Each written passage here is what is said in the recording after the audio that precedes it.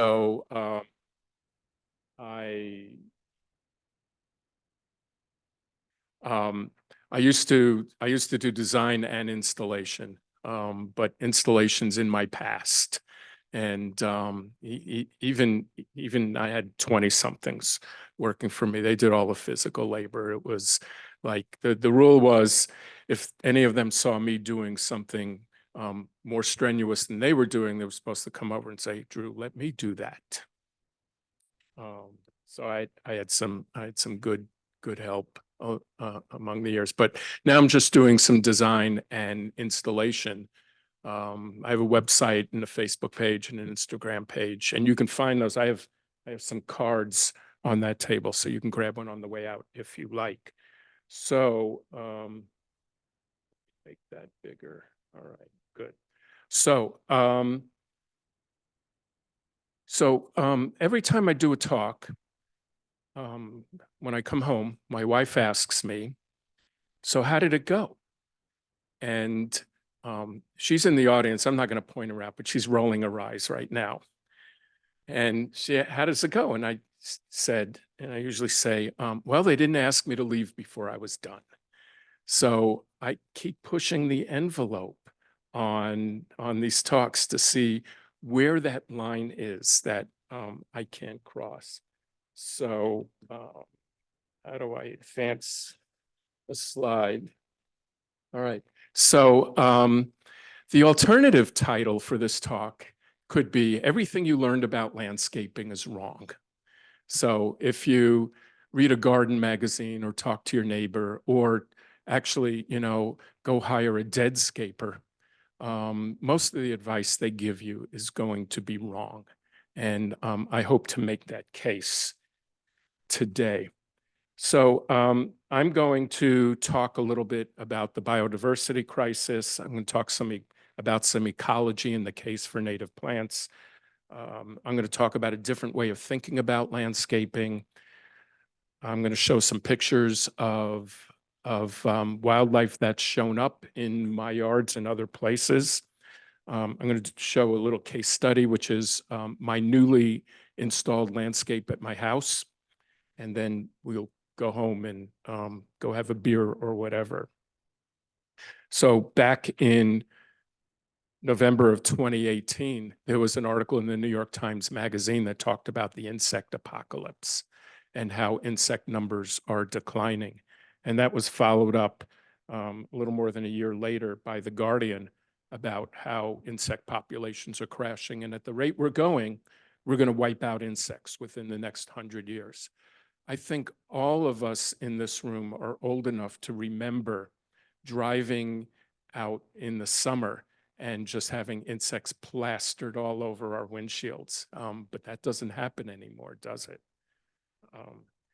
So then there was an article in the New York Times about how birds are vanishing from North America. And this data is more than 10 years old. And at that point, we had lost 30% of our birds in North America. And then I got to read this, the UN's Intergovernmental Science Policy Platform on Biodiversity and Ecosystem Services, I don't know how they do that, did a study and found that we're on the path of extinguishing 1 million species of plants and animals across the planet.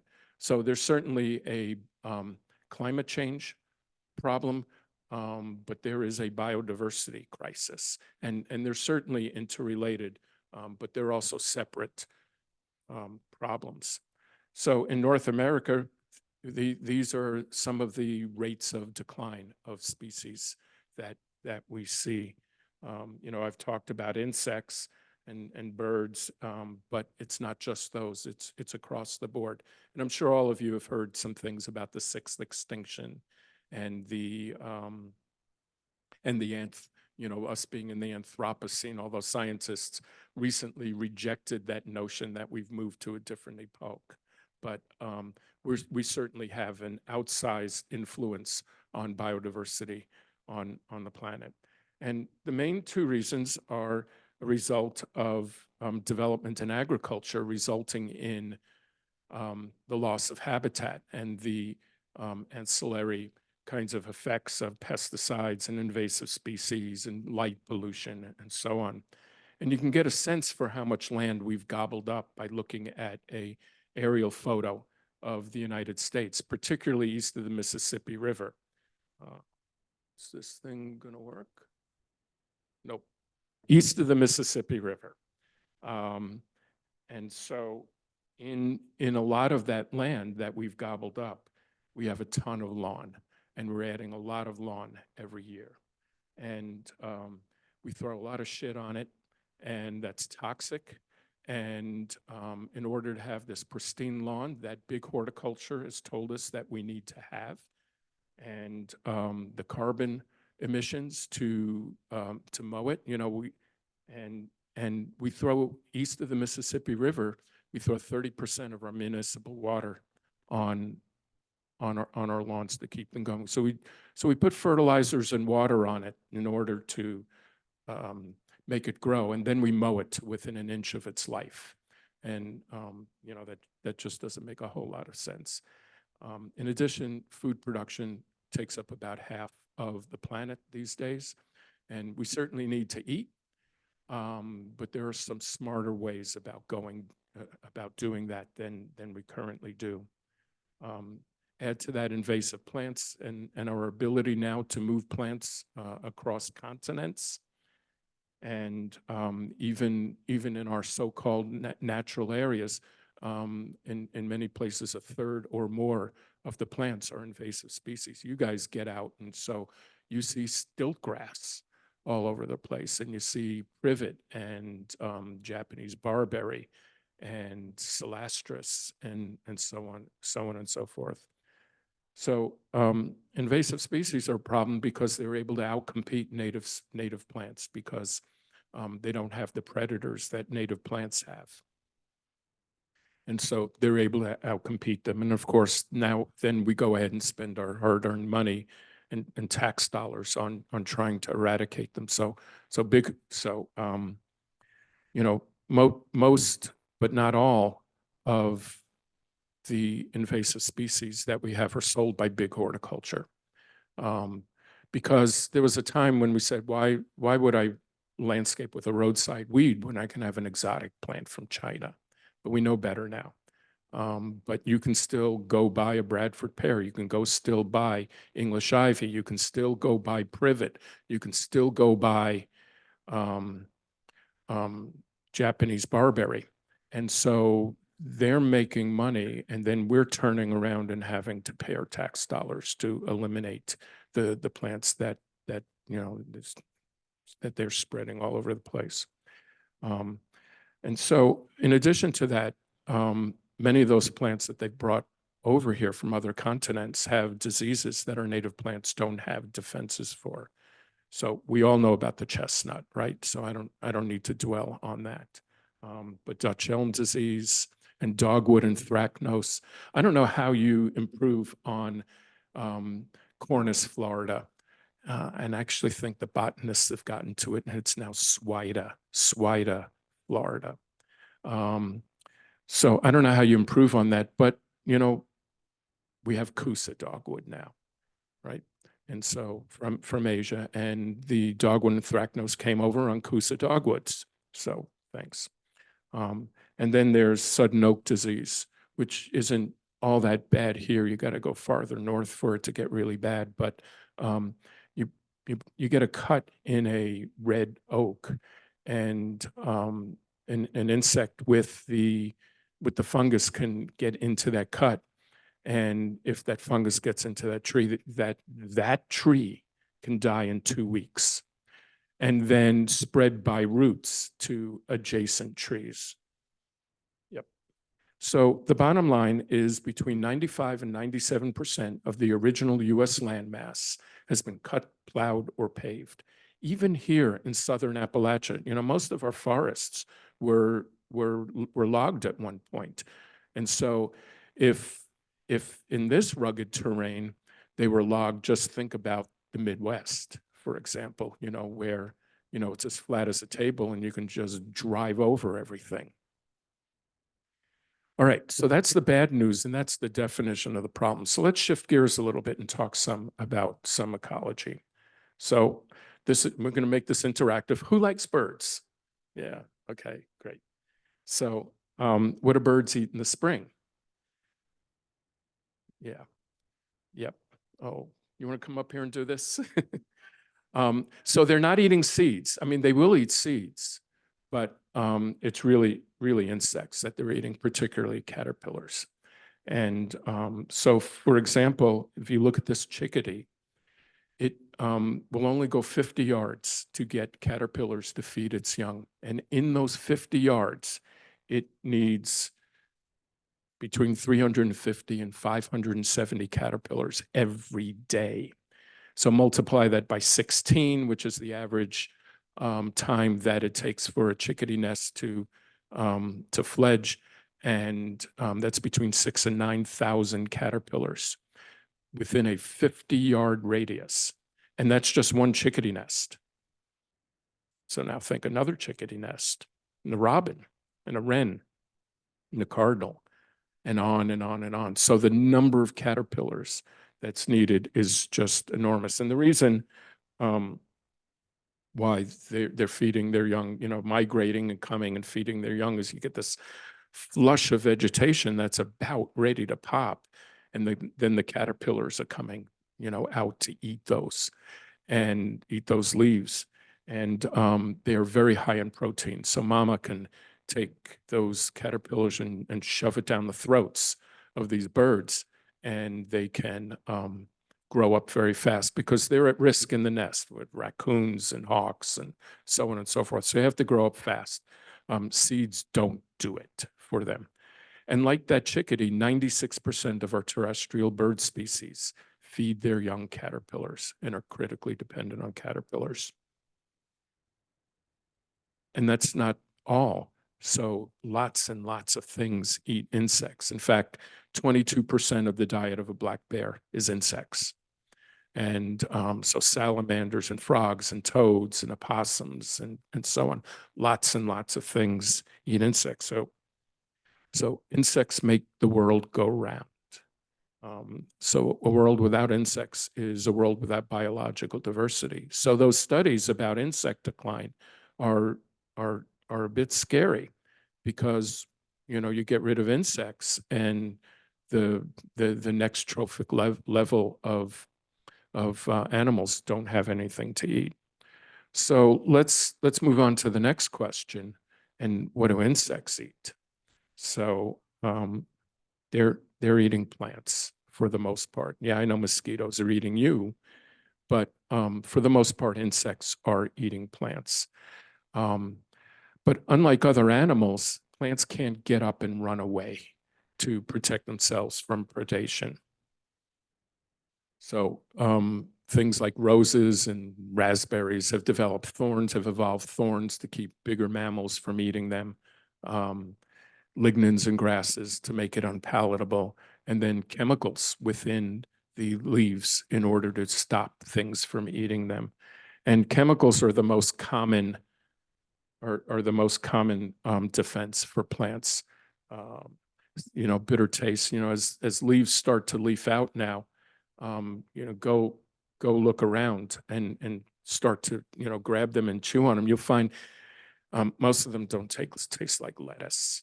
They taste pretty bad, and some of them are toxic, toxic to people, but certainly toxic to insects. Even some things that are that we've developed a taste for. So think about mints, for example. Think about plants in the onion as onions. How many people here would take an onion and bite into it? There's usually one in the crowd. Not tonight. So God didn't put an onion on this planet for us to cut up and put in a frying pan. When you cut an onion, and what that does to your sinuses is a chemical defense that it has evolved in order to keep things from eating it. Try feeding an onion to your dog. It won't work. That thing, that dog that will eat anything won't eat an onion. Same thing with lemons and mints and so on and so forth. You know, we've developed a taste for some of them, but not insects. So by way of example, let's talk a little bit about monarchs for a moment.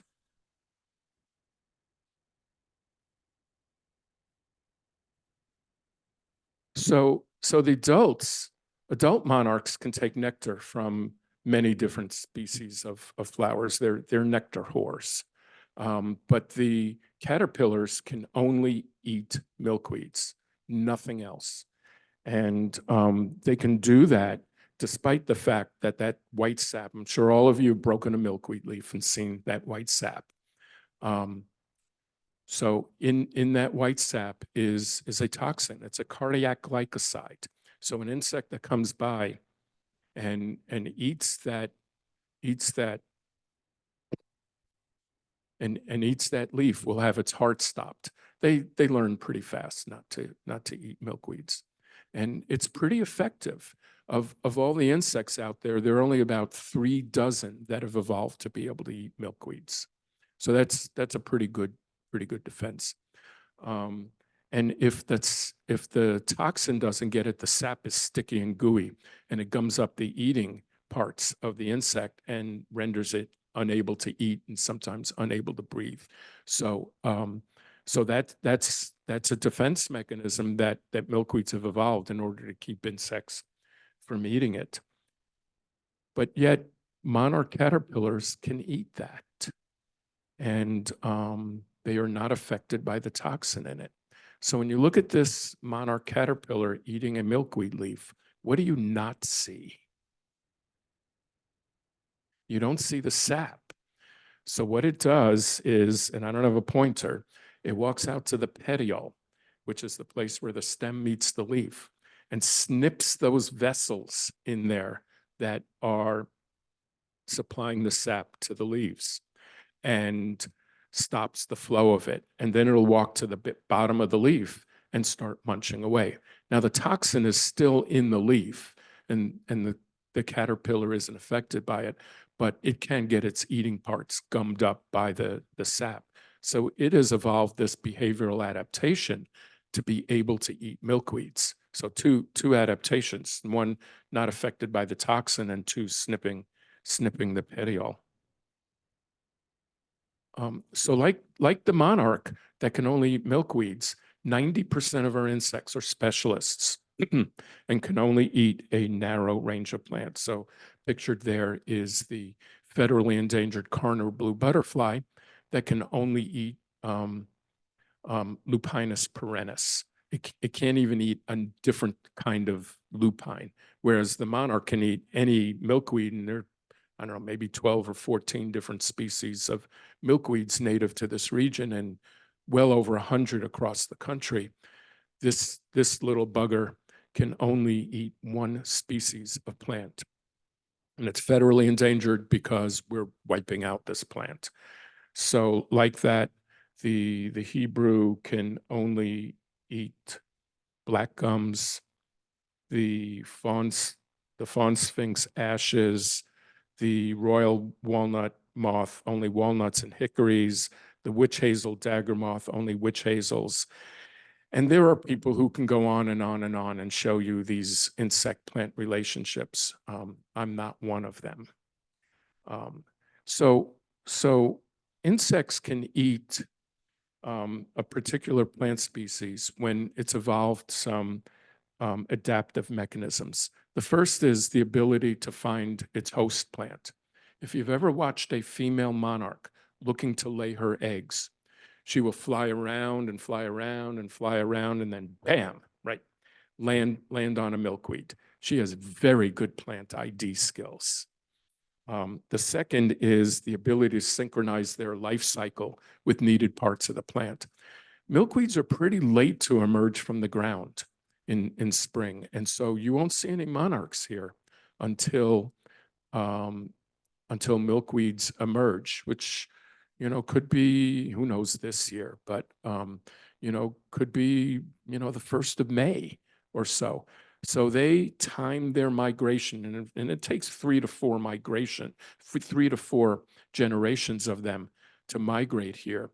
but they generally will not migrate faster than the milkweeds emerging from the ground because they don't want to outrun their food supply.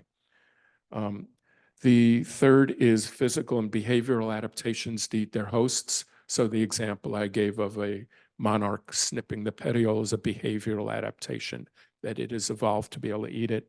And the fourth is digestive enzymes to detoxify those chemicals and get them out of their system. That's mostly true. Monarchs actually retain the toxin in their body. They're able to do that, and that becomes their defense against predators. So birds learn very quickly that monarchs taste very bad because of the toxin in them. So these evolutionary processes, they take a long time to occur. And so what that means is that insects, as a general rule, can only eat native plants. Those, because 90% of them are specialists and can't eat anything else. So I should probably define a native plant. It's a plant that it's evolved in a given place over a period of time, sufficient to develop complex and essential relationships with the physical environment and other organisms in a given ecological community.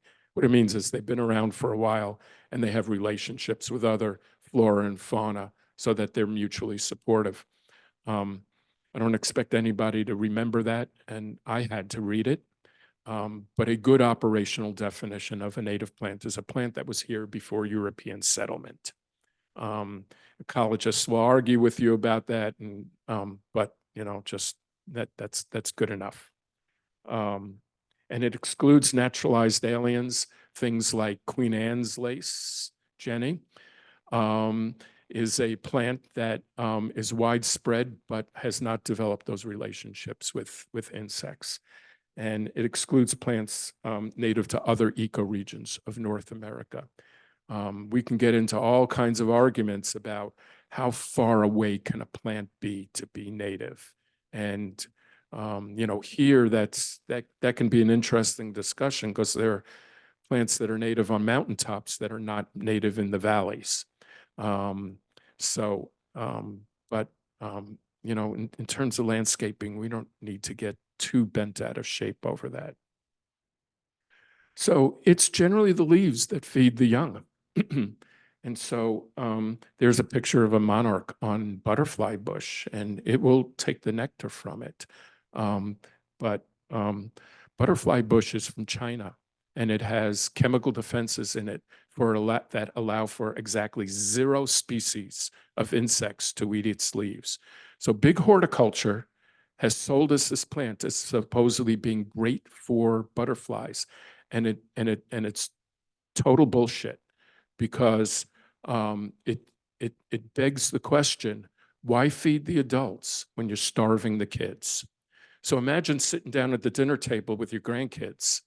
Certain groups of people, I say your kids, but this group, it's grandkids.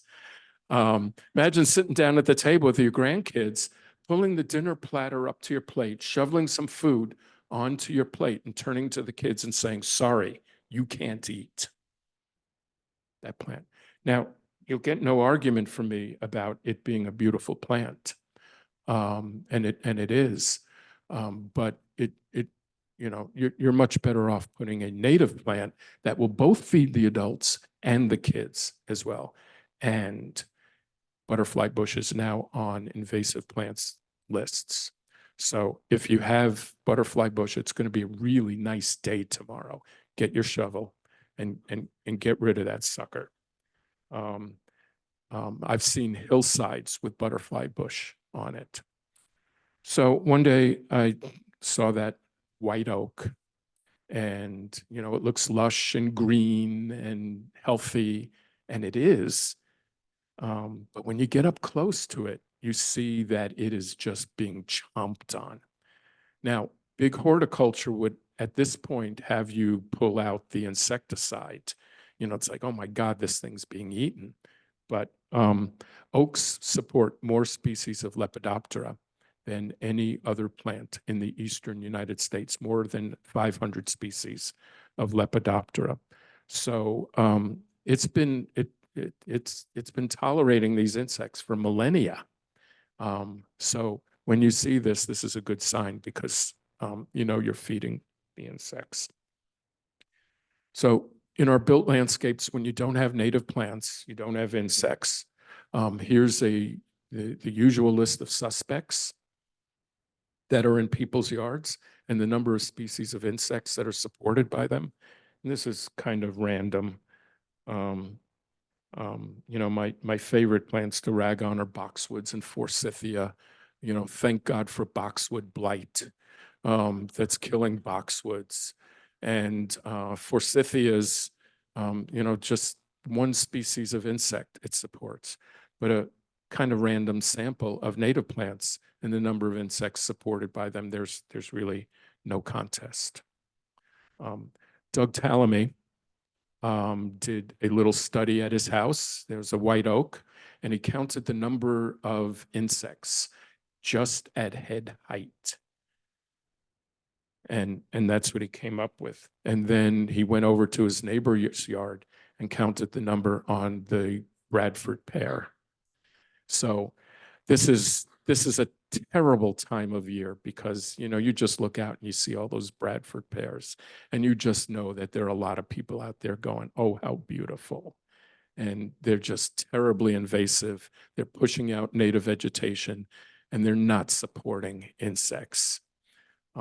So the bottom line is that native plants produce 4 times the insect biomass, 3 times the number of insect species, 13 times more caterpillar species, and 35 times more caterpillar biomass. That's 3,500% more caterpillar biomass supported by native plants, which is important for those 96% of terrestrial birds that need caterpillars to raise their young. So, in landscapes, I always use native plants, plants being the only thing that can convert the energy of the sun into biomass, which then feeds the 96% of insects that can only eat native plants, and the 90% of insects that can only eat native plants, which then supports the 96% of birds that need to eat insects, other things as well, and then the things that eat the insects. So that heron may not eat insects directly, but its food source needs insects. And so in that sense, this heron is dependent upon insects as well. Well, bees are picky eaters too. Indigenous bees are 4 times more likely to take nectar from native plants than non-native plants. That intuitively makes sense because they co-evolved. And we have about 5,000 species of bees in North America, about 500 of which are native to North Carolina. I don't know how many of them are native to Western North Carolina, but my guess is it'd be pretty close to that 500 just because of elevation changes and the different niches. But of those 500 species of bees that are native, about 20% are monoelectric or oligoelectric, which means they will take nectar from only one or a very narrow range of species of plants. So the sunflower bee, I don't know the scientific name of it, will only take nectar from Helianthus annuus, annual sunflowers. No annual sunflowers, no sunflower bee. And so it's important to have native plants around for bees. That is true beekeeping, not having a hive of a invasive European bee that is used as livestock. And yeah, their decline is a problem, but it's a commercial problem. It's an economic problem because we can always make more honeybees, but we can't make more native bees except by having native plants.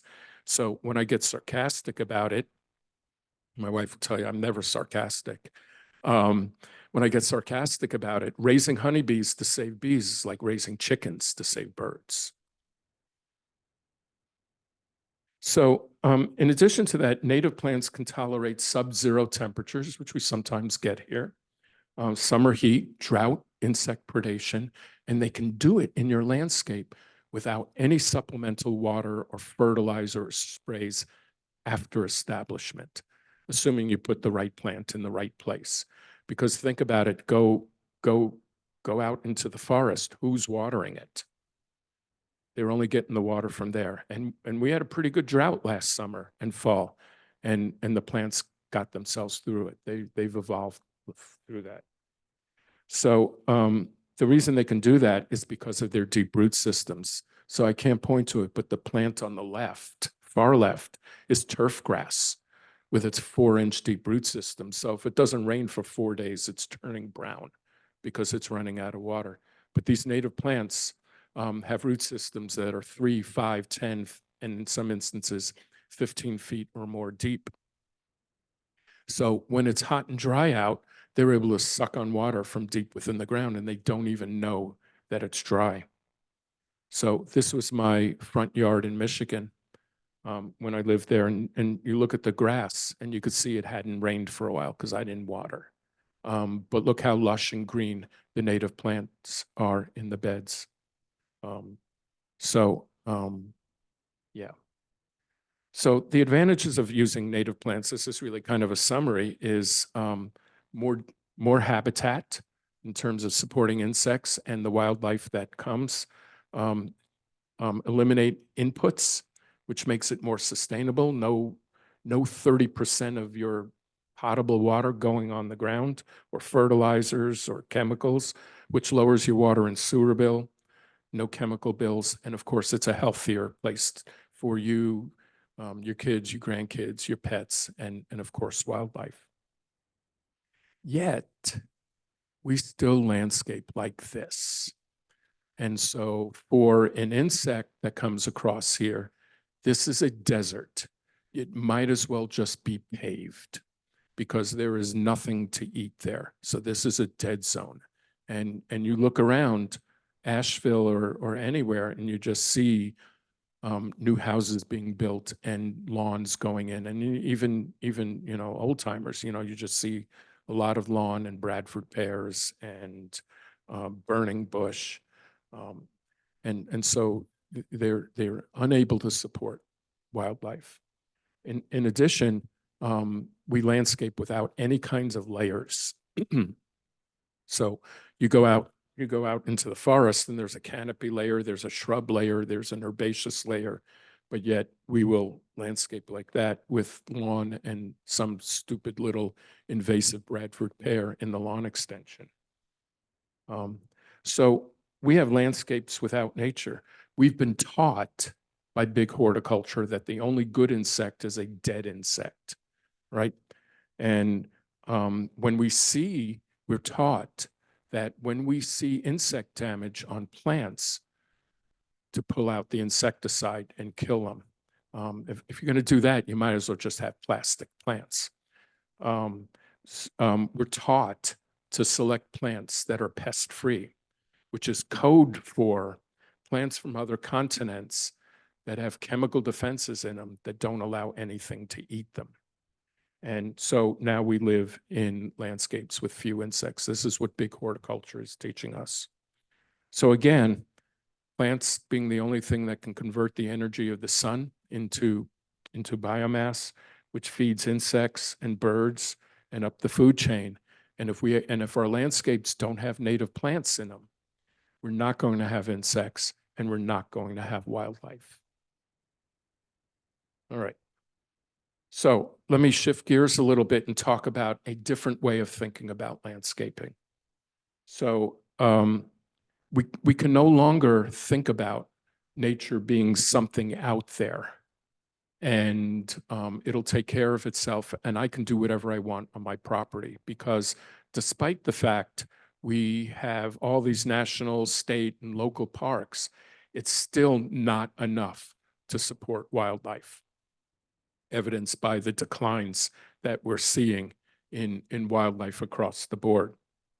So the front lines in the battle for nature are now our front yards, our backyards, our schoolyards, our college campuses. This campus does pretty good does a good job in terms of using native plants. So we all become the ecological gardeners or the ecological warriors of the future as gardeners and landscape architects and teachers and so on. And the nice thing about it is that you don't have to join a group like the Sierra Club or the National Resort and the NRC, which are organizations that have certain political bents which may or may not coincide with yours. You can do this on your own piece of land apolitically. And I have clients that are crazy on the left, and I had clients that are crazy on the right, and yet they can kind of meet in the middle and understood the ecology of this and why it's important. So our plantings can no longer be just ornamental, something that's good for the human eye. They also need to promote biodiversity and sequester carbon and infiltrate water and do the ecological work that the land that your house used to be on was doing by itself. So according to a 2012 study by the U.S. Department of Agriculture Economic Research Service, boy, these names, there are 103 million acres of residential land. And that was 12 years ago. I'm sure there's way more now. That is more than the acreage of our national parks combined. So there is a huge opportunity to encourage biodiversity in our home landscapes. But yet in the past, most of what we chose plants on was decorative value. Big horticulture has these breeding programs. And, so, this year, there'll be pansy, winky, dinky, pinky. I shit you not. They do these breedings and they come up with these names for these things. It's like the fashion industry. You got to have the latest and greatest. So yeah, so I'm not going to go any farther with that. And what I'm advocating for is that we have a balanced approach. Beauty to the human is important, and I work very hard to make sure that my clients' landscapes are beautiful. But they also have to serve as the reservoir for genetic diversity and protect our watersheds. And you can read that. I don't need to read that for you. So let's talk about some landscaping principles with native plants, because here's where I really diverge from traditional horticultural practice. And I'm going to talk first about some design considerations and then some management, which is oftentimes called maintenance. So the first is to match plants to the conditions in which they evolved. That makes that, said another way, that's right plant, right place. Understand your soil, the moisture in it, the content of it, and the light, and use plant. And, you think about those variables, and there are lots of, you cross all of those, and there are lots of little niches. And the key is to find the plant for the niche that you have. That doesn't sound so outrageous until you look at this butterfly weed and look at that soil. So your neighbor, the gardening magazine, the gardening book, and your local deadscaper will tell you that, oh my God, you need to amend that soil to give it some nutrients. Well, if you mend that soil and add nutrients to it, you are going to kill that plant because it is going to overeat and die. Some of us are closer to that than others, but this butterfly weed needs nutrient-poor, dry, sandy soil in order to live. It's only 18 inches tall, but it has a 10-foot deep taproot. So it gets all the water that it needs. and think about drought, and it'll be fine. So while that plant does great there, it doesn't stand a chance here, or vice versa. So pickerel weed needs standing water in order to live in. So if you have dry, sandy soil, don't fight it. Just use plants that evolved in those conditions. And if you have wet, mucky, even standing water, use plants that evolved in those conditions. And so when you do that, you don't need to amend the soils. You don't need to change the drainage patterns, unless, of course, the water is just running towards your house. You don't want to have that, obviously. And so that results in reduced maintenance and watering needs. The second design principle is masses and drifts. Traditional horticulture has you go plant, mulch, plant, mulch, plant, mulch, and you look at the bed and you wonder, gee, do they hate plants that much? Because there's more mulch than there is plants. So in order to do masses and drifts, you have to pack them in tight. So ignore those spacing labels on plants. Plant them on 1 foot centers. Even if it says 2, just pack them in tight, because native plants are not bred to stand up on their own. In a bed of mulch, they're going to fall over because they evolved with other plants around them that hold them up, and they evolved with competition below the ground for nutrients. Keeps them shorter, keeps them more compact, keeps them standing. Pack them in tight, and they won't flop and look messy. And then your neighbors won't be able to say, see, native plants just don't work. So you look at this picture and you see the baptisia from front to back, the baptisia, little blue stem, beard tongue, and switchgrass in the back. And even though, so they're in large masses, and then it's mirrored on the right side. So even though nothing's in flower there, it's beautiful. And you look at that and it's legible. You can see it's designed, and it isn't crazy looking. I didn't do that one, but I did this one. And so you can see the massive, the top right, the massive grasses, and then the ferns, and then the shorter plants in the front, and then come closer in a mass of irises. So a lot of people, if they have 30 square feet that they want to plant, oftentimes they will get 15 different species of plants. That is a prescription for it looking crazy. If you have 30 square feet, get 4 species, get 7 of each. And 7 times 4 is 28, 30 square feet. And then plant them in masses. 1 thing here, 1 thing here, 1 thing here, there, and pack them in tight. Here's prairie smoke, not native here, it's a northern species. Here is the blue flower is pickerel weed. That's actually planted in a pond. And the prairie dropseed to the left is in a very dry area. So you look at the size of that area, there are only 2 species there, but it's legible and beautiful as well. There's Retibita around a mailbox. This was the south side of my house, and you can see the wild bergamot and the echinacea, again, in drifts and in large blocks.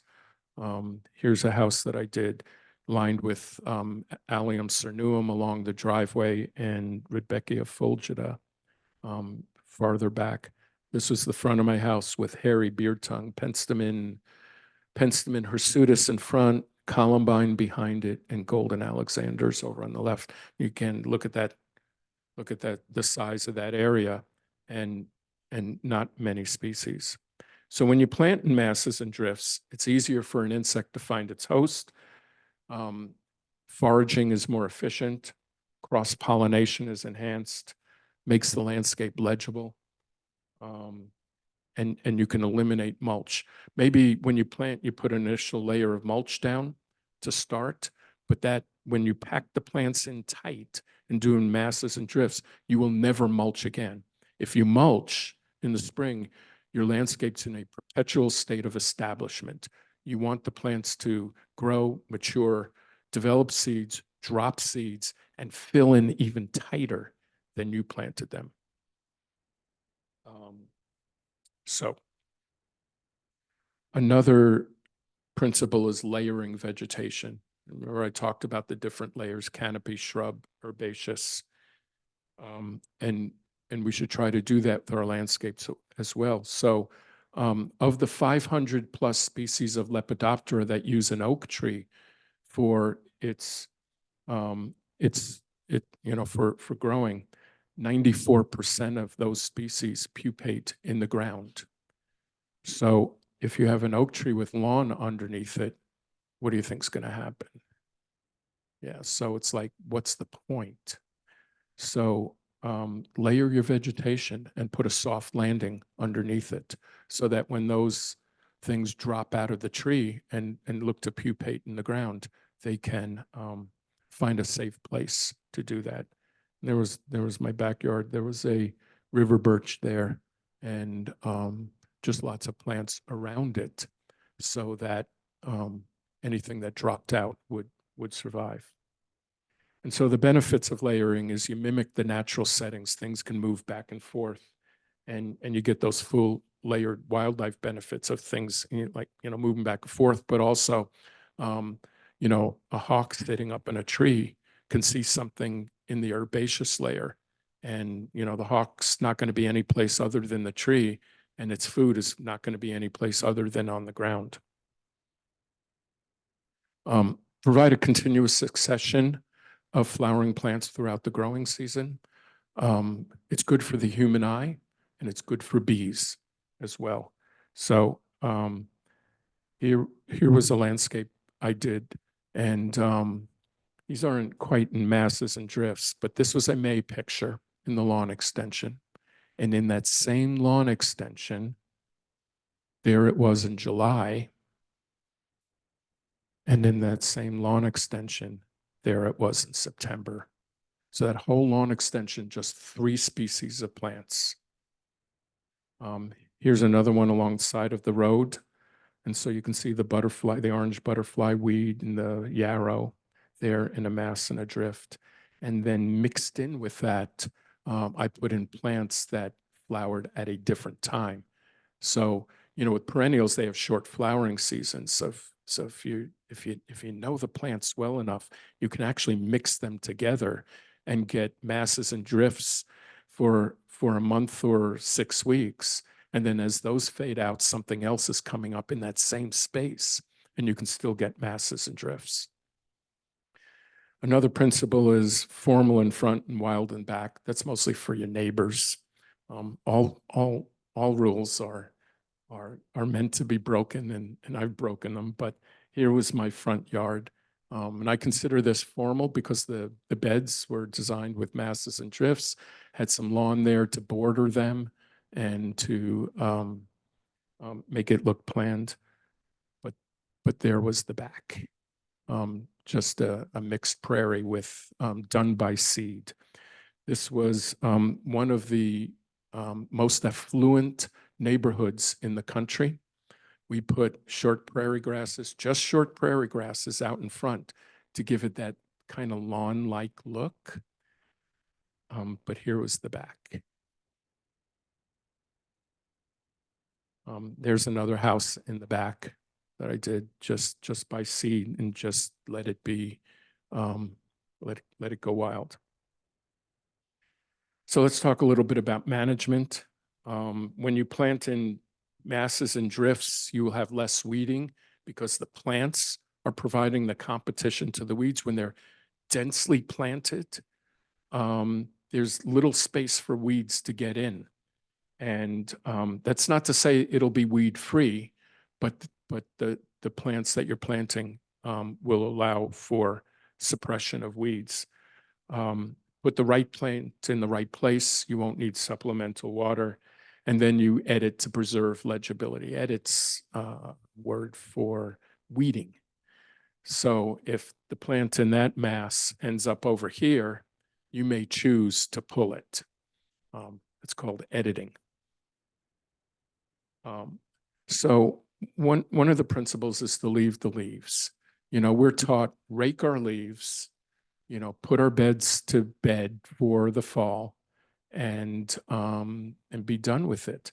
But supporting wildlife is a 12-month affair. It's not just a warm season affair.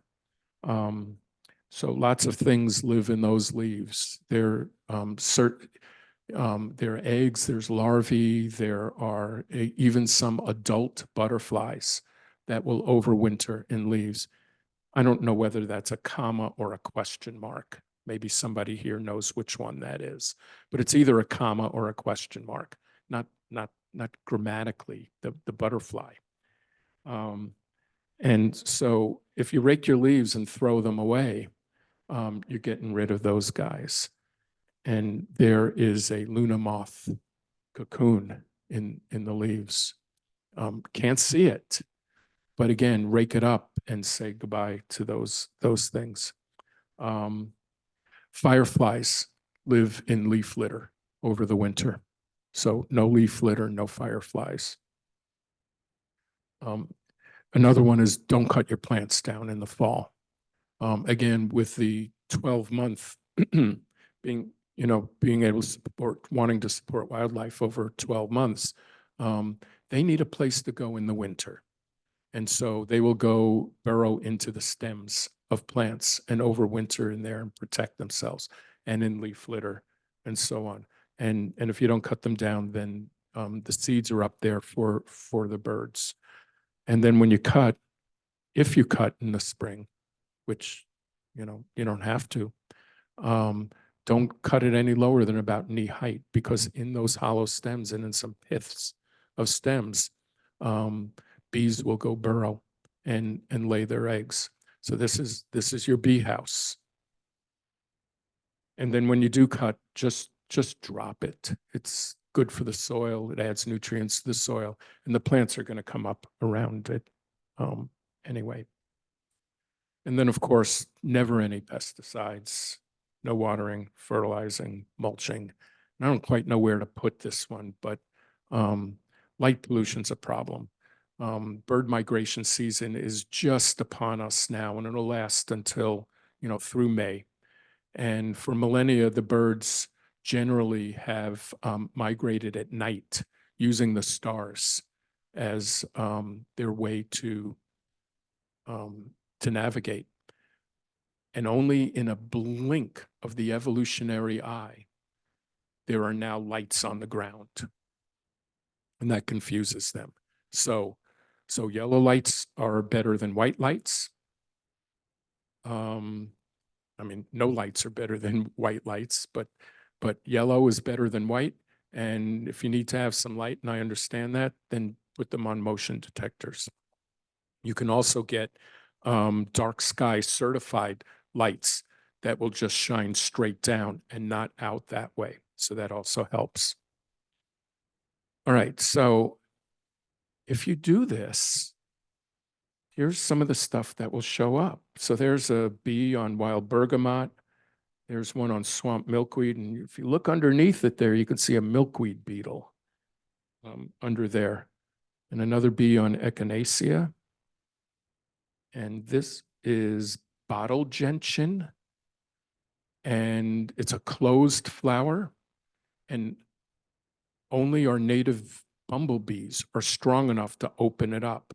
So this was going on in my yard every sunny September afternoon.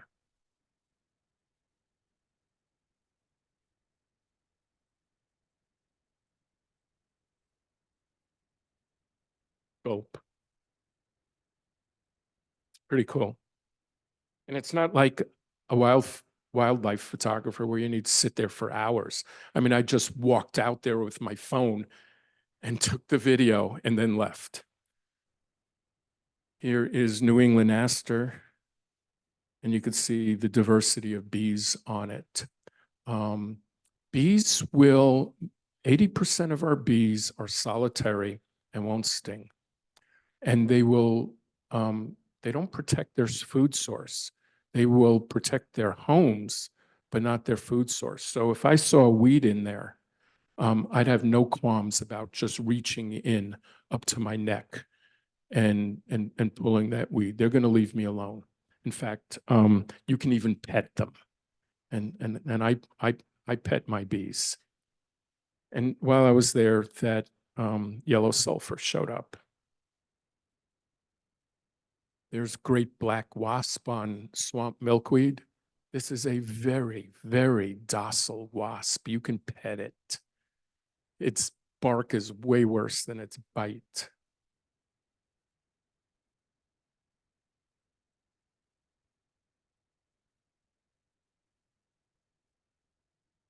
And dragonflies, clear-wing hummingbird moth,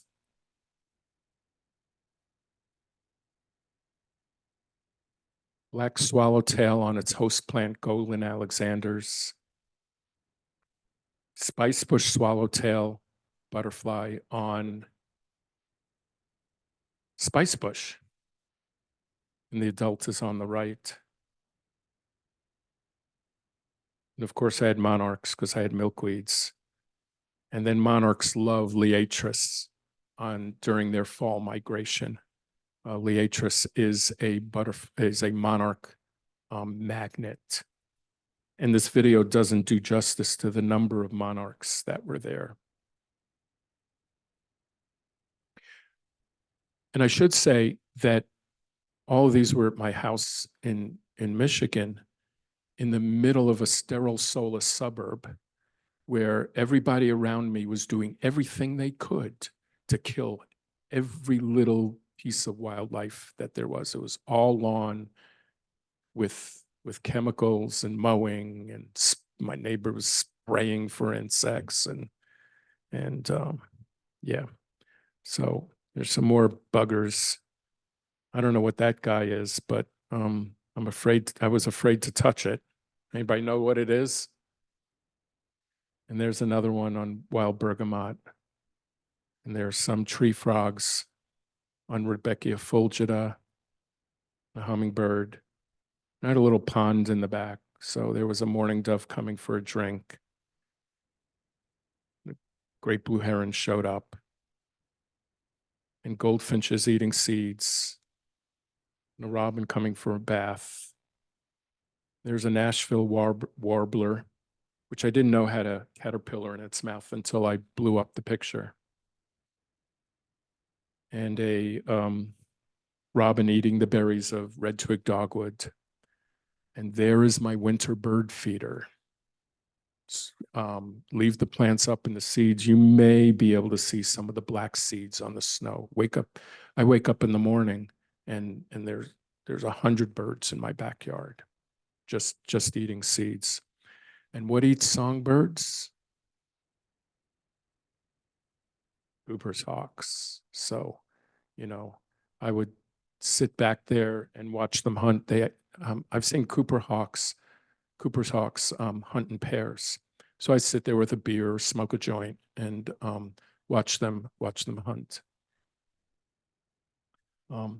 So let me talk a little bit about my house here. Built a house. It was done a year ago, October. And so the goals were to be all native with no lawn, create habitat, have it be beautiful, have it be a model for the neighborhood. With the help of my builder's son and his friend and some neighborhood kids, and me doing a lot of pointing, we planted 125 shrubs, 4 trees, 3,000 plugs. So a plug is, I'll get to a plug in a minute, 3,000 plugs, and a bunch of native grass seed. I used no mulch. It's a little more than 1/3 of an acre. And there's the design of it. The yellow is meadow. So most of it, and it's on about a 20% slope. So I'm sure you've all seen people mow grass on 20% slopes. You wonder whether they have mental health benefits. But here are the plugs that were planted. They come in trays of 38 or 50. Not many native producers produce that. It hasn't come to North Carolina yet. There's one that I know of, but that's what a plug looks like, and they're pretty in their own right, with the different colored roots and so on. I used to own a gas-powered auger with a 2.5-inch bit on it, and so with 4 people, so one person's drilling holes in the ground, 2 are putting plants in the ground, and one's actually putting a little dollop of mulch right on the plant to hold in some moisture. But in between, there's no mulch. 4 people can plant 200 plants an hour. My crews, once we got skilled, we were anywhere between 250 and 350 an hour. So a plug will establish faster than that gallon container. First of all, you can't plant gallon containers on 1-foot centers. It's very difficult to do with quartz. And those big containers are for the benefit of the producer and their profits. They are not for the benefit of you. That plug will establish faster with less water because it's going to go in the ground and feel like it got to get it out of jail free card. And so it'll establish fast. So here's kind of what it looked like. You could see the slope, right after planting. Here's another image of it. And this is what it was like, just a little bit later. You could still see some space, but the seeds have been dropping, and I've thrown some more seed in there. And I'm out there looking now, and I'm seeing all lots of, young plants coming up. But this landscape was planted between January and say August, little bits at a time as plants were ready in 2023. And already in the first year, monarchs showed up. There was one milkweed with 7 monarch caterpillars on it. There's an American lady, laudable arches, long-tailed skipper, a regia, a regal moth, silver-spotted skipper. Everybody knows tiger swallowtails. There's a unicorn prominent, variegated fritillary, and there is horse mint, Monarda punctata, with all the bees on it. And I planted some spice bush in the back, in the shady area up in the back corner. And one day I found a spice bush swallowtail, little baby caterpillar on it, and I followed it for 2 weeks.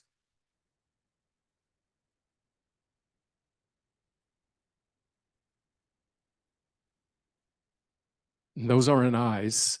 It's evolved that to make birds think it's a snake and to scare off the birds. And right about here, it was ready to go off and pupate. And then I lost track of it. I went searching for it, never found it. So if insects were to disappear, most flowering plants would go extinct. Food webs would collapse, and that'd be a problem for us. So you can start by ripping everything out and starting all over again with natives, and I highly recommend it.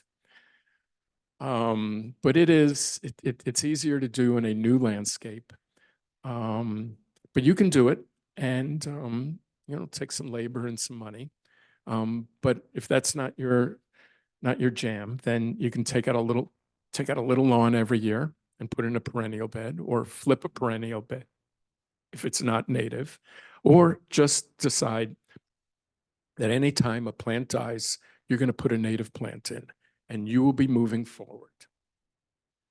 One of Doug Tallamy's graduate students did a study in Baltimore, I think it was, on chickadees, and found that compared to native landscapes, that yards dominated by introduced plants have 75% fewer caterpillars, 60% less likely to have breeding chickadees with fewer eggs that were less likely to survive, fewer fledglings, and delayed maturation. So there's actually some data.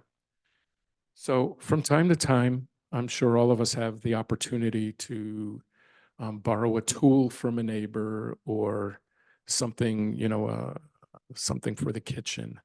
And if the tool needs some oiling or it needs some sharpening, we often do that when we return it. We borrowed it and we're returning it in better condition than when we found it. And so the Native Americans had this saying that the land doesn't belong to us. We're borrowing it from our children. And it behooves us to return it to them in better condition than when we found it. And there are a lot of things we can do to do that in terms of the vehicle we drive and our energy efficiency and recycling. And some of these things are easier and more or less expensive to do than others. But one easy thing to do is to use native plants in your yard in order to bring nature home. So I'll take questions. Yes, sir.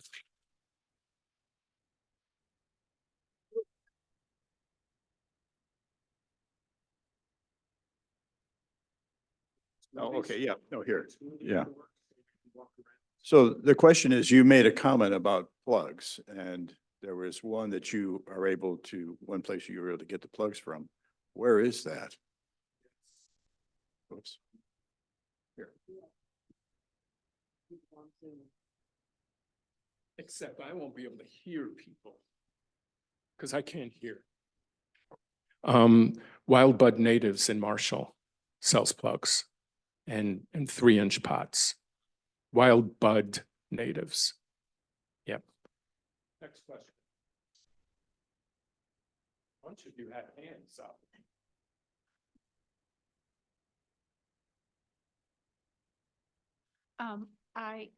Okay. You got to get close. I'll hold it then. I was interested in the growth on the wall, outside wall of the house of the first slide you showed us of that displayed your work. It had the long sidewalk, then there was a house. What was the greenery growing? Because it shouldn't have been ivy, should it? I'm not quite sure the one where there was the different flowers in the lawn extension at different times of the year.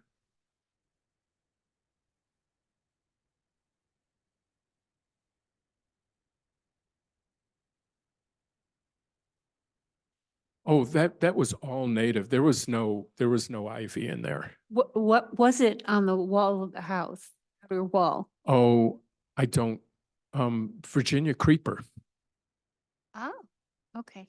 which is, I can't pronounce the botanical name of, but it's native. And where can we find a native nursery with, we all love Marshall, but where can we find one here? So just Google native nurseries and you'll find a bunch of them. Okay. You know, if you're looking for very few plants, then there are plenty that are close. I've got the implement. What are your views on what you see a lot of in supposedly wildflower nurseries, which is cultivars based on a native, like say the mass of different echinaceas you can buy? Sure. So the little bit of research that's been done on cultivars shows that if you change flower color and flower shape, they become less useful to wildlife. So for instance, marsh blazing star, Liatris spicata, for example, a straight species will be this tall, but you can get Liatris spicata cobalt that is that short, 2 feet tall, but the flower has not changed any, so it is as productive. But when you take Echinacea purpurea, that's pink, and you turn it yellow, and you do a double flower, it's useless. Can I add something specific? I bought a crossvine at a nursery. It's a native. And it's covered a fence beautifully. And when it flowers, that fence is like a sheet of orange. Mhm. Fantastic. But when I've seen crossvine in the wild, the flowers are kind of, much less dominating. And a neighbor said maybe this had been bred for a lot of very showy flowers, but not much nectar. Maybe, or maybe out in the wild, it has a lot more competition. And on the fence, it has the fence all to itself. And so it, Put another way, I have yet to see a hummingbird on it. okay. So I'm dubious.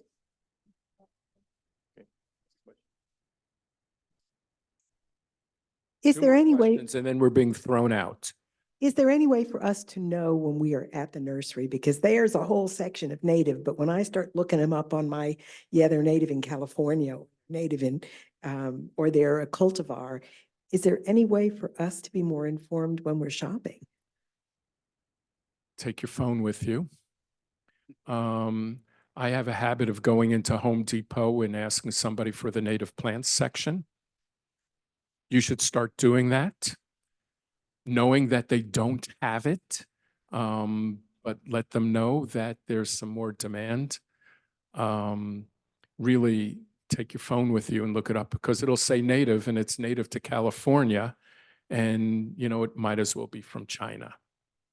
Yep. One more.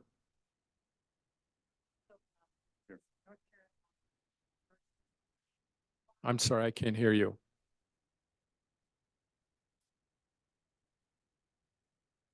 There are lots of sources online. One is the North Carolina State University Plant Toolbox, and there's Yes, yes. Greenworks here also has a list of invasive species and natives and.